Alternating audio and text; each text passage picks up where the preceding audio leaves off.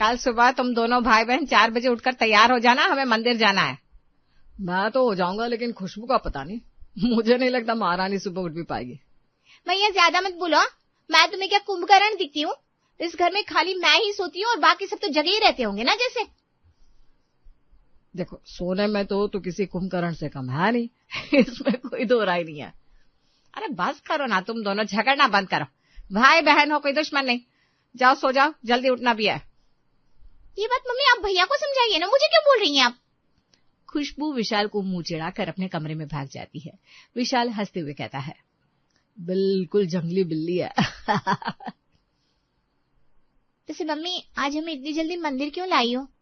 मैंने भगवान से मन्नत मांगी थी कि तेरे भाई को नौकरी लग जाएगी तो मैं पूरे परिवार के साथ आऊंगी सुबह की पहली आरती में। और देखो, माँ ने मेरी सुन ली। भैया वो तो तुम पूरे कंजूस, ये नहीं कि अपनी बहन को कुछ दो जॉब लगने की खुशी में। मुझे तो छोड़ो, मम्मी को भी कुछ नहीं दिया। बेचारी मेरी माँ इतना करती है सबके लिए। अभी तक सैलरी कहाँ आई है? 1 महीना तो पूरा होने दे, जो लेगी वो दिला दूंगा तुझे। और रही बात मम्मी की, तो जो मेरा है वो सब मम्मी का ही तो है। अरे पहले पूजा कर लो, फिर ये सब बहसबाजी करते रहना। खुशबू आदत से लाचार खुसुर पुसुर करती रहती है और धीरे से विशाल से कहती है, कौन भला इतनी सुबह को आता है?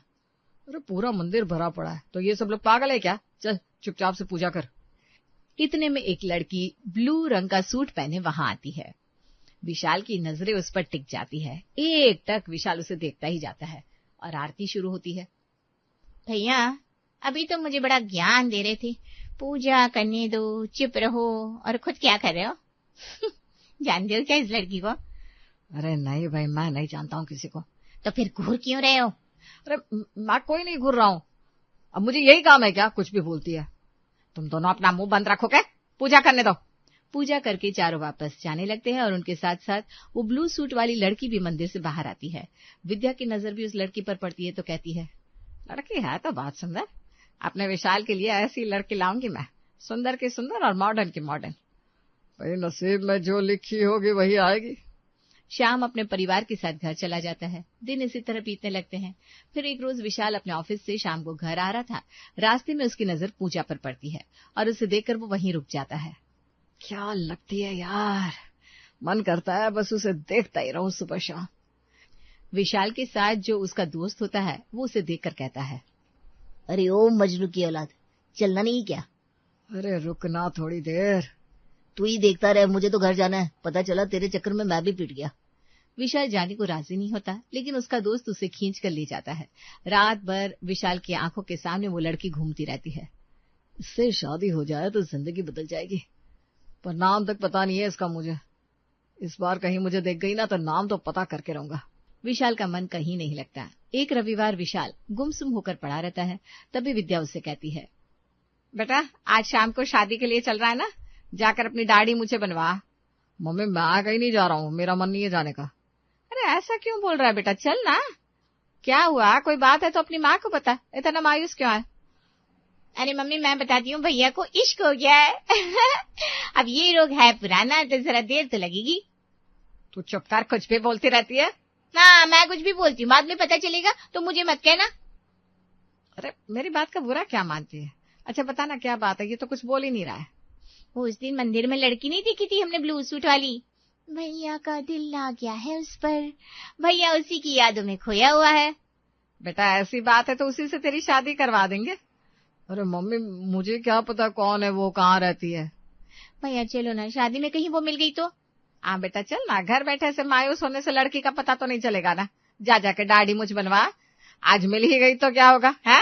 विशाल खुशबू और विद्या के कहने पर शेविंग करने जाता है। फिर रात को बढ़िया से सूट बूट पहनकर तैयार हो जाता है और बाकी सबके साथ शादी में पहुंच जाता है।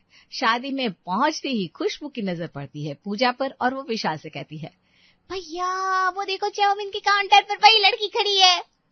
अच्छा हुआ ना तू आ गया हमारे साथ। वो मम्मी मैंने ही कहा था। हाँ भाई हाँ, तूने ही कहा था। जाओ अब खड़े खड़े देख क्या रहे हो, चाउमीन के काउंटर पर जाकर उससे बात करने की कोशिश करो, जाओ। बच्चों के साथ तुम भी पगला गई हो। अरे धीरे बोल लो, कोई सुनेगा तो क्या ही कहेगा। आपका तो बस एक ही है, हर जगह चुप रहो चुप रहो। खुशबू विशाल को चाउमीन के काउंटर पर ले जाती है। पूजा के साथ खड़ी शीतल को खुशबू अच्छे से जानती है। यार कैसी है तू, बड़े दिनों के बाद देखा है तुझे। कहाँ से देखेगी, मैं यहाँ रहूंगी तब ना। मैं बाहर चली गई थी पढ़ने, एक वीक पहले ही आई हूँ। इससे मिल, पूजा मेरी कजिन। हेलो, आना कभी कर। यह है मेरे भैया विशाल, आईटी इंजीनियर है। अब बस इनका ही नंबर है। लड़की देख रहे हैं घर वाले, आना शादी में। ओ वाह, लड़की फाइनल हो गई क्या? अरे नहीं ना यार, कोई ढंग की सुंदर अच्छे घर परिवार की लड़की मिले तब ना। कोई तेरी नजर में हो तो बता ना। हाँ हाँ श्योर। दोनों वहां से चली जाती है और विशाल खुशबू से कहता है, बहन इससे अपने भाई का रिश्ता करवा दे, जो बोलेगी वो दूंगा तुझे। ऐसा पासा फेंका है मैंने कि सामने से रिश्ता चल कर आएगा। लेकिन याद रखना, शादी होने के बाद अगर मेरा कहा मुझे नहीं दिया गया तो जैसे शादी करवाऊंगी ना वैसे तुड़वा भी दूंगी। अरे तू बोले तो स्टैम्प पेपर पर लिखवा दो क्या? पार्टी एंजॉय करके सब अपने अपने घर चले जाते हैं और घर जाते ही विशाल, खुशबू और विद्या आपस में बातें करने लगते हैं। तो कहे विशाल, तो डायरेक्ट बात चलाऊं क्या? अभी रुको ना, लड़की का नाम पता चल गया है ना भैया, तुम उसे सोशल साइट पर फॉलो करो। उधर शीतल अपने घर में खुशबू और उसके भाई के बारे में बताती है। सुनती ही उसके पापा कहते हैं, श्याम भाई अपने बेटे के लिए लड़की देख रहे, मुझे पता ही नहीं। कल ही पूजा के लिए उनसे बात करता हूँ। अगले दिन सुबह जब सब नाश्ते के टेबल पर होते हैं, शीतल के पिता का फोन श्याम को आता है। मैंने सुना है विशाल के लिए लड़की देख रहे हैं आप। हाँ देख तो रहा हूँ। मेरी भतीजी पूजा बहुत सुंदर और संस्कारी है, एक बार उसे देख लेते हैं। आपके घर जाएगी तो देखना आपका बेटा जाते ही दुगना कमाने लगेगा। जी ठीक है, मैं सबसे बात करके आपको बताता हूँ। श्याम का फोन रखते ही विद्या उससे कहती है, अरे देखना क्या है, अब सीधे रिश्ता पक्का कर दो। इतनी जल्दीबाजी किस बात की है? शक्ल देखकर दोनों माँ बेटे पगला रहे हो। सूरत से ज्यादा सीरत मायने रखती है। एक बार मिलकर लड़की से बातचीत करेगी तो पता चलेगा कैसी है। अरे शीतल को तो बचपन से जानते हैं, उसकी कजिन है तो अच्छी होगी। आप फोन करके रिश्ते के लिए हाँ कर दो। ठीक है भाई, मुझे क्या है, कुछ होगा तो समझना तुम्हें ही है। श्याम रिश्ता पक्का कर देता है और महीने भर में विशाल और पूजा की शादी हो जाती है। नए नए में तो सब कुछ अच्छा चलता है और किसी को कुछ पता नहीं चलता। लेकिन शादी के 1 महीने बाद विशाल हनीमून का प्लान बनाता है और विद्या से कहता है, मम्मी नेक्स्ट वीक हम लोग घूमने जा रहे हैं। हाँ हाँ जाओ जाओ, यही तो उम्र है घूमने की। भाभी शॉपिंग शुरू कर दो हनीमून की। बस भैया कहाँ जा रहे हो? गोवा, मुझे बहुत मन था गोवा जाने का। तेरा मन था या भाभी का? दीदी मेरे पास बहुत कपड़े हैं, शादी में इतने तो सूट लिए थे मैंने, वो सबका क्या करूंगी। खुशबू और विशाल का मुंह बन जाता है और खुशबू कहती है, भाभी गोवा जा रही हूँ, कोई पारिवारिक मेल मिलाप में नहीं। गोवा में सूट कौन ही पहनता है। वही तो, शाम को मैं जल्दी आ जाऊंगा, तुम दोनों तैयार रहना, शॉपिंग पर चलते हैं। वरना ये बहन जी बनकर चली जाएगी गोवा, मेरी इज्जत का कचड़ा हो जाएगा। कैसी बात कर रहे हैं आप दोनों? मुझे सूट और साड़ी ही अच्छी लगती है, शरीर ढका ढका रहता है। दोनों भाई बहन माथा पकड़ लेते हैं और शाम को पूजा को लेकर शॉपिंग पर जाते हैं। खुशबू एक शॉर्ट स्कर्ट लाकर पूजा को ट्राई करने देती है। भाभी ये पहन के दिखाओ ना कैसा लग रहा है। लो ये फ्रॉक भी ट्राई कर लो। खुशबू ये सब ट्राई करती है, तब तक तुम हॉट पैंट और टॉप पसंद करके रखो। दीदी इतने छोटे कपड़े मैं नहीं पहन पाऊंगी। भगला गई हो क्या? तो वहां क्या घूंघट लेकर जाओगी? भाभी नाटक मत करो, जाओ ना ट्राई करो। खुशबू जबरदस्ती पूजा को ट्राई करने भेज देती है। इधर विशाल खुशबू से कहता है, शीतल इतनी मॉडर्न है तो ये सिर्फ बहन जी टाइप क्यों बातें कर रही है? अरे भैया हो सकता है भाभी खुद को मॉडर्न शो ना करना चाह रही हो। नहीं है ना, तभी उसे लगता होगा कि वो खुद को मॉडर्न दिखाएगी तो हम लोग क्या ही सोचेंगे। हाँ ऐसा ही हो तो अच्छा है, वरना मैं तो पागल हो जाऊंगा इस गांव वाली से। खुशबू ट्रायल रूम के अंदर से पूजा के सारे कपड़े देखती है और फिर शॉपिंग करके तीनों घर वापस चले जाते हैं। इधर पूजा दुखी हो जाती है और मन ही मन कहती है, दीदी ने जो कपड़े पसंद किए हैं वो कपड़े मैं लेके तो जाऊंगी, लेकिन पहनूंगी नहीं। मैं तो अपना सूट ही पहनूंगी। आधे कपड़े पहने हुए लोग मुझे नहीं पसंद, और मैं खुद ऐसे कपड़े कैसे पहन सकती हूँ। जाने के 1 दिन पहले खुशबू पूजा की पैकिंग चेक करती है। भाभी आपने वो सारे कपड़े रख दिए ना जो मैंने और भैया ने पसंद किए थे? हाँ दीदी। पूजा पैकिंग देखती है, कपड़े सारे रहते हैं बैग में। अगले दिन विशाल और पूजा गोवा के लिए निकल जाते हैं। गोवा पहुंचते ही विशाल होटल के कमरे में जाकर पूजा से कहता है, पूजा तुम तैयार हो जाओ, हम बीच पे चल रहे हैं, और वो शॉर्ट फ्रॉक ही पहन लेना। जी। पूजा एक रेड कलर का सूट पहनकर खड़ी हो जाती है। सूट देखकर विशाल का दिमाग गर्म हो जाता है। तुम्हारा दिमाग तो ठीक है ना? क्या पहना है तुमने? इस तरह से मैं तुम्हें लेकर नहीं जा रहा हूँ, जाओ चेंज करके आओ। मैं वो कपड़े नहीं पहनूंगी, आधे कपड़े मुझसे पहने नहीं जाएंगे, मुझे शर्म आती है। इतने में विशाल को उसकी फ्रेंड का बैक टू बैक कॉल आने लगता है और दिमाग गर्म होने के कारण वो फोन साइलेंट कर देता है। ये बार बार आपको फोन बज रहा है, उठा लीजिए ना। नहीं उठाना मुझे। लाओ मैं ही रिसीव कर लेती हूँ। पूजा विशाल के हाथ से फोन ले लेती है और देखती है किसी लड़की का फोन आ रहा है। ये लड़की कौन है जो तुम्हें इतनी बार फोन कर रही है? स्कूल फ्रेंड है मेरी। ये कोई फ्रेंड तो नहीं लग रही, जरूर तुम्हारा इससे अफेयर चल रहा होगा। हाँ मुझे यही काम है ना बस। पूजा विशाल का पूरा फोन चेक करती है और कहती है, इतनी सारी लड़कियों से आप बात करते हो, क्या जरूरत है आपको इन सबसे बात करने की?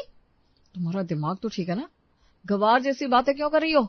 हाँ ये सब मेरे साथ काम करती है तो बातें नहीं होंगी क्या उससे? अच्छा ये सब आपके साथ काम करती है, तो जिसका फोन आ रहा था वो तो साथ नहीं काम करती ना, तो उसका नंबर अभी ब्लॉक कीजिए। चलिए। विशाल का दिमाग पूरा खराब हो जाता है। बेकार ही मैंने तुमसे शादी की, शक्ल शहर की लेकिन अक्ल गांव वाली है। पड़ी रहो यही होटल में ये बहन जी जैसे सूट पहनकर, कहीं लेकर नहीं जा रहा हूं मैं तुम्हें। 3 दिन इसी होटल में रहना, फिर घर वापस। विशाल सो जाता है। 3 दिन तक दोनों होटल में रहते हैं ताकि घर पर किसी को कुछ पता न चले। उसके बाद दोनों वापस घर आ जाते हैं। घर पहुंचती ही खुशबू बहुत उत्साहित होकर कहती है, कैसा रहा ट्रिप? हाँ ठीक था, मैं तुझसे बाद में बात करता हूँ, एक अर्जेंट मीटिंग है तो ऑफिस जाना है। कोई अर्जेंट मीटिंग नहीं है इनकी, उन लड़कियों से मिले नहीं ना इतने दिनों से, इसलिए रह नहीं पा रहे हैं। हद है पूजा। भाभी क्या बोल रही हो? ये सब नॉर्मल है, साथ में ऑफिस में काम करते वक्त अब क्या आदमी लड़के और लड़की देखेगा? समझ गई कैसा रहा होगा हनीमून आप दोनों का। विशाल ऑफिस चला जाता है। इधर विद्या खुशबू से कहती है, तेरे पापा ठीक ही कह रहे थे, लड़की को देख लो, लेकिन मैंने बेटे के मुंह में कुछ नहीं देखा और इस पत्थर को उठा लाई। इस तरह तो विशाल का जीवन खराब हो जाएगा, हमें कुछ करना होगा। कुछ करने से पहले मम्मी भाभी को एक मौका हमें देना चाहिए, उन्हें समझाना चाहिए, शायद वो समझ जाए तो। हाँ वैसे हमारे पास रास्ता भी क्या है, तलाक दिलवाने से अच्छा है कि एक बार रिश्ता बचाने की कोशिश ही कर ले। शाम को मौका देखकर विद्या और खुशबू पूजा को समझाने की कोशिश करती है। बेटा तू गांव में रही हुई है ठीक है, लेकिन अब तो तेरी शादी पढ़े लिखे शहरी परिवार में हो गई है ना, तो खुद को हमारी तरह बनाने की कोशिश कर। ये सब छोटी सोच को दिमाग से निकाल दीजिए। मम्मी जी ठीक है, मैं अपनी तरफ से कोशिश करती हूँ। इधर विद्या ऑफिस में विशाल को फोन लगाती है और कहती है, बेटा खुद को शांत रख, मैंने और खुशबू ने पूजा को समझाया है, एक मौका देकर देख उसे। मम्मी ये आखिरी मौका दे रहा हूं मैं उसे, और अगर इस बार नहीं समझी तो मैं उसे उसके मायके छोड़ाऊंगा, फिर वहां वो शहरी बने या गांव की गवार, मुझे कोई लेना देना नहीं होगा। हाँ हाँ ठीक है बेटा। विशाल खुद को कंट्रोल करता है और शांत दिमाग से रात को घर आता है और अच्छे से पूजा से बात करता है। पूजा भी विशाल को खुद को शहरी दिखाने की कोशिश करती है। 2 दिन तक सब कुछ ठीक रहता है। अगले दिन सुबह नाश्ते के टेबल पर विशाल कहता है, माँ मैं बताना भूल गया, कल रात को खाने पर मेरे ऑफिस के कलीग आ रहा है, तो आप खाने का देख लेना प्लीज। हाँ हाँ तो फिक्र मत कर, मैं बहू से सारी तैयारी करवा लूंगी। वो लोग कब से मेरे पीछे पड़े हैं, भाभी के हाथ का खाना खाना है, मैं क्या करता, बुलाना पड़ा उन्हें, वैसे भी कल संडे है। हाँ तो ठीक है ना आपने, मैं कोई मौका नहीं दूंगी शिकायत का। विशाल और बाकी सबको लगता है सब सही हो गया है। अगले दिन सुबह सुबह पूजा पड़ोस की औरत से झगड़ा कर लेती है और उसे गाली देने लगती है। यार पूजा ये सब क्या है, लड़ क्यों रही हो? ये बुढ़िया हमारे घर की तरफ कचरा फेंक रही थी। तो तुम मुझसे कहती या अच्छे से उन्हें मना करती, गाली गलौज करने की क्या जरूरत थी, और मारने के लिए डंडा भी उठा लिया। अरे अगली बार तो माथा ही फोड़ दूंगी। खुशबू और विद्या माथा पकड़ लेती है। पूजा को समझाकर सब उसे उसके कमरे में भेज देते हैं। मम्मी आज मेरे ऑफिस से सब आ रहे हैं, अब ये पूजा कोई कांड ना करे प्लीज। देखने में तो बहुत शहरी लगती है, लेकिन हरकतें एकदम गांव वालों की तरह है। शाम होते होते सारे कलीग्स विशाल के घर पहुंच जाते हैं। पूजा उनका स्वागत बहुत अच्छे से करती है। सब बहुत मजे करते हैं, हंसते खेलते हैं और फिर डिनर करते हैं। भाभी खाना बहुत अच्छा बनाया आपने। सच में विशाल तुम बहुत लकी हो, ऐसी वाइफ मिली है तुम्हें। हाँ भाभी दिखने में जितनी सुंदर है उतनी अच्छी कुकिंग भी कर लेती है। सब खाना खाकर फोटो क्लिक करवाने लगते हैं। विशाल सभी फीमेल फ्रेंड के साथ फोटो लेने लगता है। तब पूजा कहती है, थोड़ा दूर होकर फोटो लीजिए ना, आप दोनों को समझ में नहीं आता विशाल किसी के हस्बैंड है, इतना छूने की क्या जरूरत है भाई। हाँ, आप लोगों को ना छूने का बहाना चाहिए। दिमाग तो ठीक है ना तुम्हारा, क्या बके जा रही हो? अरे वही जो सच है, मेरे पति से दूर रहो। और ये सब छिछोरीगिरी कहीं और दिखाना। विशाल, इन सब के लिए हमें यहाँ बुलाया है क्या? गांव की गंवार है तुम्हारी वाइफ।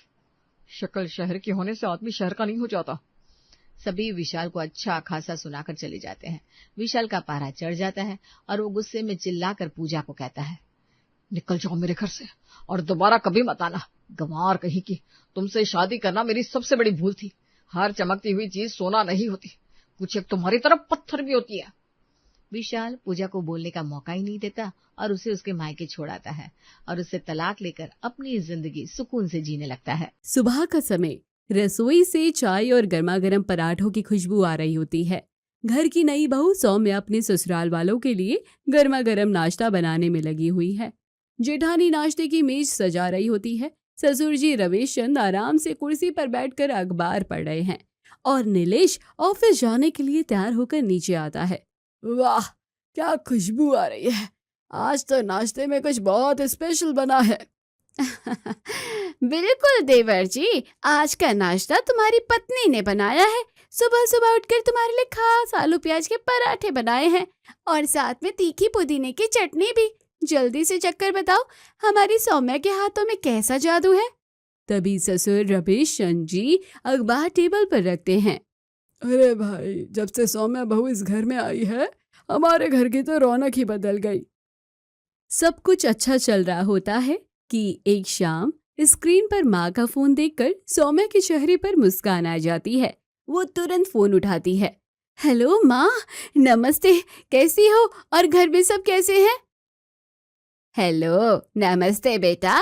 हाँ, घर में सब ठीक है। तू बता कैसी है? सुबह से तेरी बड़ी बहुत याद आ रही थी। सब ठीक तो है ना? वहाँ ससुराल में कैसा चल रहा है? तेरी सास, जेठानी, ससुर सब अच्छे से तो तेरा ख्याल रखते हैं ना? अरे माँ, मैं क्या बताऊँ आपको, यहाँ सब बहुत अच्छे हैं। मेरे ससुराल वाले तो हीरा है, हीरा। उनकी जितनी तारीफ की जाए कम ही है। आज सुबह ही मैंने सबके लिए नाश्ते में आलू प्याज के पराठे बनाए। अच्छा, फिर क्या हुआ? उन्हें पसंद नहीं आए क्या, या कोई नुक्स निकाल दिया? मुझे पता ही था ऐसा ही कुछ होगा। अरे नहीं माँ, ऐसा कुछ नहीं हुआ। तुम कुछ भी सोचती हो। जब सब नाश्ते की मेज पर बैठे तो मेरी इतनी तारीफ हुई कि क्या ही बताऊं। नीलेश तो पराठे खाकर दीवाने ही हो गए। सासू माँ पापा जी से कह रही थी कि जब से सौम्या आई है घर की रंगत बदल गई है। और मेरी जेठानी जी, वो तो इतनी अच्छी है, सगी बहन जैसी। हर काम में मेरी हेल्प कराती है। सुबह मेरी मदद कर रही थी, पर मैंने कह दिया कि आज आप आराम करो। माँ, मुझे तो इतना प्यार मिल रहा है कि मुझे पल भर के लिए भी मायके की याद नहीं आने देती। बेटी सौम्या की बातें सुनकर अचानक माँ के भाव ही बदल जाते हैं। बड़े सख्त और कड़े गंभीर लहजे में वो बोलती है, अच्छा, सब तेरी इतनी तारीफ कर रहे हैं और तू इस तारीफ में इतनी फूल गई कि तुझे समझ ही नहीं आ रहा कि तेरे साथ क्या खेल खेला जा रहा है। खेल? कैसा खेल माँ? क्या कह रही हो? मुझे कुछ समझ नहीं आया। अरे बेटी, बहुत सीधी है तू। ये जो तेरी सास जेठानी तेरी तारीफों के पुल बांध रही है ना, ये सब उनकी सोची समझी चाल है। वो अच्छी तरह से जानती है कि नई बहू को तारीफ का चस्का लगाकर झांसे में लाकर पूरे घर के काम में कैसे फंसाया जाता है। तूने जाता ही पूरी रसोई अकेले अपने सिर पर क्यों ले ली? तेरी जेठानी भी तो है ना, तो आधा काम उसे करना चाहिए ना। आज तारीफ करके नाश्ता बनाया जा रहा है, कल को पूरे घर का झाड़ू पोछा और बर्तन भी तेरे ही सिर मर देंगे। अरे नहीं माँ, तुम गलत सोच रही हो। वो लोग सच में बहुत अच्छे हैं। वो सच में मेरा बहुत ख्याल रखते हैं और मेरी सास जेठानी जी काम में मेरी मदद भी करवाती है। चुप कर, बड़ी आई सास जेठानी की तरफदारी करने वाली। अरे दुनिया मैंने भी देखी है, तूने नहीं। कान खोलकर सुन ले सौम्या, अगर शुरू से तू इनके कहने में चलती रही और अपनी धाक नहीं जमाई तो तेरे ये ससुराल वाले तेरे सिर पर चढ़कर नाचेंगे। फिर दिन भर तुझे घर की नौकरानी बना कर रखेंगे। मेरी बात मान, झुकना बंद कर, नहीं तो पूरी जिंदगी दबकर रहना पड़ेगा। सौम्या माँ की बातों से थोड़ी परेशान और सोच में पड़ जाती है और बात को पलटते हुए कहती है, अच्छा माँ ठीक है, मैं जानती हूँ तुम्हें मेरी फिक्र होती है इसलिए ऐसा कह रही हूँ, पर ऐसा कुछ नहीं है। अच्छा माँ, मैं फोन रखती हूँ, बाद में बात करूंगी। लगता है मम्मी जी बुला रही हैं। इसी तरह 2 हफ्ते बीत जाते हैं। जेठानी रचना थकी हुई हालत में सोफे पर बैठी होती है। तभी सौम्या वहां आती है। सौम्या, मेरी तबीयत ठीक नहीं लग रही है। कपड़े मैंने मशीन में धो दिए हैं, प्लीज उनको छत पर सुखा देना। मेरी हिम्मत नहीं है छत पर धूप में जाने की। कहीं सच में तो दीदी बीमार होने का नाटक तो नहीं कर रही ताकि उन्हें खुद धूप में छत पर कपड़े सुखाने ना जाना पड़े। अरे नहीं, नहीं नहीं, मैं भी ना क्या ही सोचने लगी। हाँ, दीदी आपकी तबीयत ठीक नहीं थी तो मुझे बोल देती, मैं कपड़े धो देती। अरे नहीं देवरानी जी, तुम भी सुबह से काम में लगी हो, सोचा कपड़े मैं ही धो देती हूँ। पर अच्छा ठीक है दीदी, लाइए कपड़े की बाल्टी मुझे दीजिए, आप आराम कीजिए। सौम्या कपड़े की बाल्टी लेकर छत पर कपड़े सुखाती है, घर के बाकी के काम निपटाती है। फिर दोपहर में खाने का समय हो जाता है तो खाना भी खुद अकेली बनाती है और सभी घर वालों को खिलाती है। फिर दोपहर के गंदे बर्तन साफ करती है। इन सब में वो अकेले काम करते करते थक जाती है। आज तो सुबह से काम करते करते बहुत थक गई, कमर भी दर्द करने लगी। जेठानी जी की तबीयत भी ठीक होती तो थोड़ी हेल्प कर देती। तभी अचानक आसमान में काले बादल छा जाते हैं। शांति देवी सास हॉल में सौम्या को आवाज देती है, अरे सौम्या बहू, मौसम खराब हो गया है, लगता है बारिश होने वाली है, जल्दी से छत से कपड़े उतार लाओ, नहीं तो सब भीग जाएंगे। बस माँ जी, ये 2 बर्तन बाकी है, इन्हें करके फिर ले आती हूँ। तभी सेल पर रखा हुआ फोन बजता है। माँ का कॉल। सौम्या तुरंत कॉल उठाती है। हेलो माँ, और क्या हो रहा है, तू ठीक तो है ना? नहीं माँ, मैं अभी बर्तन धो रही हूँ और जेठानी जी की तबीयत ठीक नहीं है तो छत पर कपड़े सुखाकर आई थी, फिर किचन का काम, दोपहर का खाना बनाकर, फिर सबको खाना खिलाया, अब सबके गंदे बर्तन मांज रही हूँ। देखा, शुरू हो गया ना उनका खेल। तेरी जेठानी कोई बीमार नहीं है, नाटक कर रही है, बीमार होने का नाटक कर रही है ताकि कपड़े सुखाने उसे धूप में ना जाना पड़े। अरे तेरी सास भी तो कपड़े सुखाने जा सकती है ना, सारा दिन पड़ी तो रहती है घर में और तू गधी की तरह काम में लगी रहती है। कान खोलकर सुन ले, झुकना बंद कर, नहीं तो वो लोग तुझे जिंदगी भर नौकरानी बनाकर रखेंगे। सौम्या माँ की बातों में इतनी खो जाती है कि उसके दिमाग से छत पर सूख रहे कपड़ों की बात पूरी तरह से निकल जाती है। तभी अचानक बाहर बहुत तेज बारिश शुरू हो जाती है। उधर हॉल में, माँ जी बारिश तो बहुत तेज शुरू हो गई है, सौम्या लगता है वो बर्तन धोने में भूल गई है कि कपड़े छत पर है, मैं जाकर कपड़े ले आती हूँ, नहीं तो भीग जाएंगे। जेठानी तुरंत दौड़कर छत पर जाती है और भीगे हुए कपड़ों की बाल्टी भर के नीचे लेकर आती है। सौम्या फोन काटकर जैसे ही मुड़ती है, सास शांति देवी किचन में पहुंच जाती है। सौम्या, ध्यान कहाँ है तुम्हारा? रचना बहू को खुद बीमार हालत में जाकर कपड़े लाने पड़े, देखो सारे कपड़े भीग गए हैं। हे भगवान, सॉरी माँ जी, बिल्कुल दिमाग से निकल गया, कपड़े भी लाने हैं। ओह, अरे इसमें रोने जैसी क्या बात है, मौसम का क्या भरोसा, वो तो अचानक बदल गया। लेकिन बहू, घर की जिम्मेदारी में थोड़ा सतर्क रहना पड़ता है। अब देखो ना, तुम्हारी जेठानी को बीमार हालत में खुद कपड़े लेने जाना पड़ा। अगले दिन सौम्या किचन में खाना बनाने के लिए सब्जी काट रही होती है। दूसरी गैस पर दूध उबालने रखा होता है और तभी अचानक दूध उफान के साथ तेजी से निकल जाता है। तभी इतने में जेठानी किचन में पहुंच जाती है और तुरंत गैस बंद कर देती है।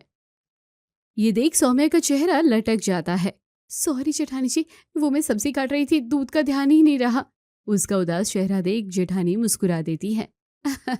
अच्छा बस अब मुंह मत लटकाओ, डांट नहीं रही देवरानी जी, समझा रही हूँ कि गृहस्थी में चारों तरफ आँख कान खुले रखने पड़ते हैं। चलो, अब जो बच गया है उसी से सबके लिए बढ़िया सी अदरक वाली चाय बनाकर बाहर हॉल में ले आओ। देवर जी और तुम्हारे जेठ जी भी ऑफिस से आ गए हैं, मैं बाहर जा रही हूँ, तुम जल्दी से चाय लेकर आ जाओ। जेठानी ये कहकर चली जाती है। चाय ले आओ, कड़क वाली, अदरक वाली, जैसे क्या मैं इस घर की नौकरानी हूँ? जब देखो माँ जी जेठानी जी दोनों मुझे सुनाकर चली जाती है, खुद से तो कुछ करती नहीं, बस नुक्स निकालने आते हैं। ससुर रमेश चंद, बड़ा बेटा रोहित और नीलेश, जेठानी, सास शांति देवी सभी एक साथ हॉल में सोफे पर बैठे होते हैं। तभी सौम्या किचन से सभी के लिए ट्रे में चाय लेकर आती है और सभी को पीने के लिए देती है। पापा, इस महीने के घर खर्च के 20,000 माँ के अकाउंट में ट्रांसफर कर दिए हैं, कुछ और चाहिए हो तो बता देना। वो पापा, इस महीने कुछ एक्स्ट्रा खर्चे आ गए हैं, हाथ थोड़ा तंग है, इसलिए मैं इस महीने कुछ नहीं दे पाऊंगा। जैसे ही अगले महीने मेरा अटका हुआ पेमेंट आएगा मैं तुझे वापस कर दूंगा। अरे भैया, इसमें बोलने वाली क्या बात है, आप मेरे बड़े भाई हैं, आप हक से मांग सकते हैं। ये लीजिए, मैंने अभी आपके अकाउंट में 30,000 ट्रांसफर कर दिए हैं, और चाहिए तो बेझिझक बोल देना। वाह भाई वाह, भाई हो तो तुम दोनों जैसे, एक दूसरे की जरूरत में हमेशा ऐसे खड़े रहा करो, दिल को सुकून सा मिल जाता है। सौम्या ये सब देखकर और सुनकर गुस्से में लाल पीली हो जाती है, उसका हाथ साड़ी के पल्लू को कस के पकड़ते हुए। 30,000 दे दिए बिना मांगे?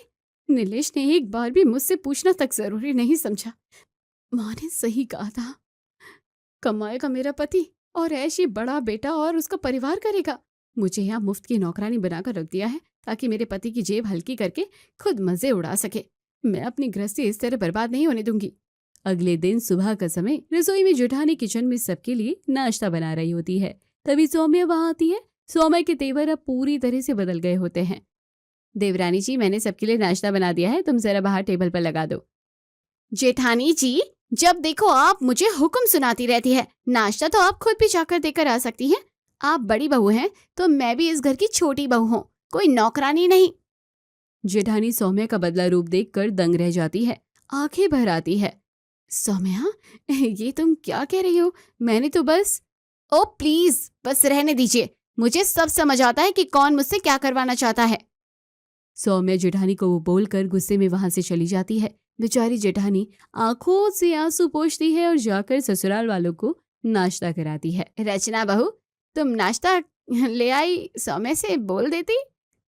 वो माँ जी, सौम्या कुछ काम कर रही थी, मैंने सोचा कि मैं जाकर दे आती हूँ, बेचारी को क्यों परेशान करूँ, वैसे भी दिन भर वो कितना काम करती है। नाश्ता खत्म होने के बाद ससुर जी और जेठ जी उठकर चले जाते हैं। रचना अकेली किचन में जाकर सारे बाकी के काम निपटाती है और सौम्या अपने कमरे में मजे से फोन चला रही होती है। शाम को सौम्या खाना बनाकर रख देती है। जेठानी सभी को जाकर टेबल पर खाना परोसती है। सौम्या बहू, आज इतना सारा खाना बच गया, कल भी दोपहर में खाना बच गया था। अन्न बर्बाद होता है तो अच्छा नहीं लगता। मैं कुछ दिनों से देख रही हूँ तुम्हारी जेठानी अकेले दिन भर काम में लगी रहती है। थोड़ा तुम उसके साथ काम में हाथ बटा लिया करो, उसे भी तो थोड़ा आराम चाहिए होता है ना। जेठानी की तरफदारी सुनकर सौम्या गुस्से से तमतमा उठती है। आप ये कहना चाहती है कि मैं खाना बर्बाद करती हूँ? और जेठानी जी के आराम का कितना फिक्र है आपको? दोपहर का पूरा खाना अकेले मैं बनाऊं, बर्तन कपड़े सब मैं अकेले करूं। 2 दिन से जेठानी जी काम करने लगी तो आपको इतनी फिक्र होने लगी, और मैं कोई नौकरानी नहीं हूँ। सौम्या की कड़वी बातें सुनकर सास शांति देवी हैरान रह जाती है और उनकी आंखों में आंसू आ जाते हैं। तभी नीलेश भी ऊपर कमरे से आवाज सुनकर गुस्से से लाल पीला होकर हॉल में नीचे आता है। सौम्या, बस बहुत हो गया। माँ से इस लहजे में बात करने की तुम्हारी हिम्मत कैसे हुई? तुम इतनी बदतमीज और स्वार्थी हो सकती हो, ये मैंने कभी सपने में भी नहीं सोचा था। हाँ नीलेश, मैं बुरी ही हूँ। आप तो बस अपनी माँ और भाभी के गुलाम बने रहिए। मुझे अब इस घर में एक पल भी नहीं रहना। मेरा पति सबसे ज्यादा कमाता है और मुझे नौकरों की तरह बर्ताव सहना पड़ता है। मुझे अलग घर चाहिए, वरना मैं अपने मायके चली जाऊंगी। सौम्या, तुम्हारा दिमाग खराब हो गया है क्या?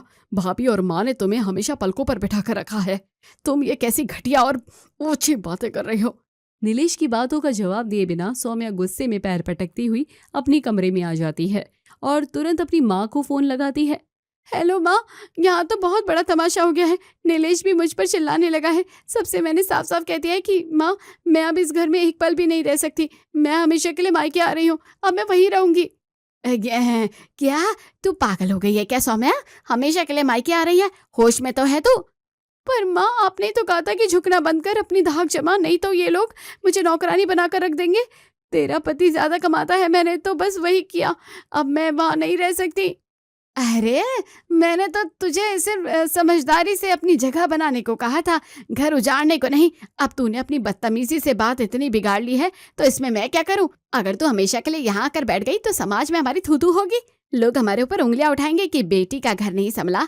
देख सौम्या, अब बात इतनी बढ़ गई है तो तू ही देख, तेरा ससुराल है, तू ही संभाल। फोन रख अब। फोन कटने की आवाज के साथ ही सौम्या के पैरों तले से जमीन खिसक जाती है। जिस माँ के बहकावे में आकर उसने अपने हंसते खिलते परिवार को दाव पर लगा दिया, उसी माँ ने उसे सहारा देने से अब साफ मना कर दिया था। सौम्या रोते हुए आईने के सामने खुद से बोलती है, हे भगवान, ये मैंने क्या कर दिया?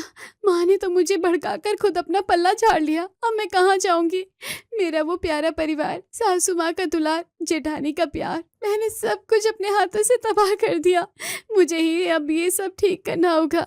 सौम्या अपने कमरे में पानी पीने के लिए नीचे आ रही होती है कि तभी उसे सास ससुर और जेठानी जेठ नीलेश की आपस में धीमी धीमी आवाज सुनाई देती है। माँ जी, सौम्या कुछ दिनों से बहुत अजीब बर्ताव कर रही है, हर बात पर चिढ़ जाती है। मुझे लगता है कि उसे मायके की बहुत याद आ रही है। आप प्लीज उसकी बात का बुरा मत मानिए। वो दिल की बुरी नहीं है, बस थोड़ा बहक गई है। नीलेश, तुम्हें इस तरह सौम्या से बात नहीं करनी चाहिए थी। सौम्या आकर सास शांति देवी के पैरों में गिर जाती है। उन सभी की बातें सुनकर सौम्या रोते हुए सास शांति देवी के पैरों में गिर जाती है। सौम्या, अब ये क्या नया तमाशा है? नहीं नीलेश, ये तमाशा नहीं, मेरी आत्मा का पछतावा है। पापा जी, सासू माँ, जेठानी जी, मुझे माफ कर दीजिए। मैं अपनी माँ की गलत बातों में आ गई थी। उन्होंने मेरे कान भरे थे कि तुम सब मुझसे नौकरानी की तरह काम करवाओगे। मैं अंधी हो गई थी जो उनकी बातों में आकर इतने प्यारे परिवार को दुख दे रही थी। जेठानी जी, आपने हमेशा मुझे छोटी बहन माना, पर मैंने आपको सिर्फ कड़वाहट दी। मुझे माफ कर दीजिए, मैं बहुत बड़ी गुनहगार हूँ। पगली, अपनों से कोई ऐसी माफी मांगता है क्या? तूने अपनी गलती मान ली, हमारे लिए वही बहुत है। बहू, माँ का काम बेटी का घर बसाना होता है, उसे उजाड़ना नहीं। लेकिन तूने समय रहते अपनी बुद्धि का इस्तेमाल किया और सच को समझा। मुझे आज अपनी बहू पर गर्व है। ससुर रमेश जी के चेहरे पर भी बहुत दिनों के बाद सुकून भरी मुस्कान लौट आती है। तभी सौम्या की माँ का कॉल आता है और सौम्या सबके सामने स्पीकर ऑन करती है। माँ, आज के बाद मुझे मेरे ससुराल के खिलाफ भड़काने की कोशिश मत करना। ये मेरा घर है और यहाँ के लोग मेरी जान है। ये मेरा ससुराल है और आज के बाद मुझे इस तरह की बातें करने के लिए कॉल मत करना। सौम्या फोन काट देती है। नीलेश मुस्कुराकर सौम्या का हाथ थाम लेता है। पूरे परिवार में फिर से हंसी और खुशियां गूंज उठती हैं।